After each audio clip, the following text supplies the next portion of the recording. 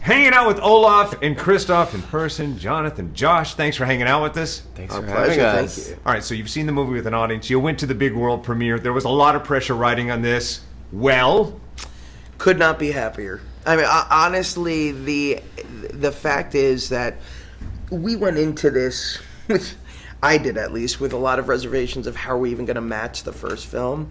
And it teaches me a valuable lesson, which is to never question the brilliance of our creative team who knows these characters inside and out and knows that the journey that is the most compelling journey to take them on. sure. Now, for you, I love everything about this movie, but if I must dissect it, one of my favorite moments in this movie, where if you talk about besting the other movie, this movie, like its audience, has matured. There's a solo performance from you that is among the best musical numbers in any Broadway show or movie musical ever. And it's silly at the same time. It is, yeah. Honestly, like Bobby and Kristen Lopez cannot write a bad song.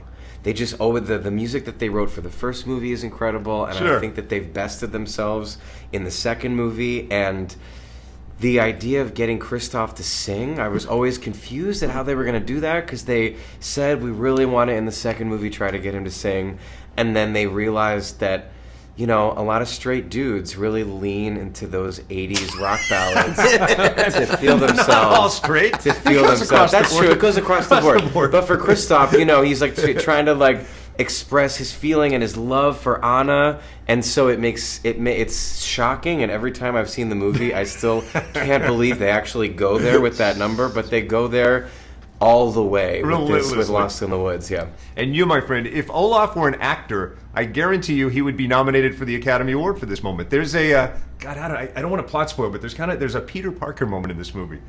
I don't want to nail it, but I'm just telling you, you got the chops.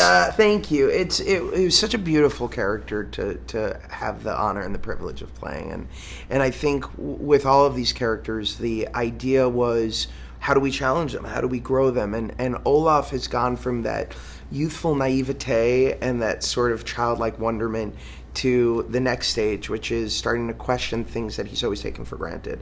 And on this journey of self-discovery, he's challenged with some existential crises that are both funny, but also, I think, really beautifully emotional. And I credit Jen and Chris for allowing us to all play in a different wheelhouse that feels familiar, but at the same time feels like it makes the first film that much richer and makes this film stand out as hopefully a new classic. It is an instant classic, like the original, you guys. That's all we got for Extra Butter. Thanks for hanging out with us. Don't forget to like and subscribe. What's not to subscribe to? What's not to like to? As the credits roll, any parting words? Go see Frozen 2, November 22nd. You won't regret it, especially because this guy has one of the greatest songs in the history of animation.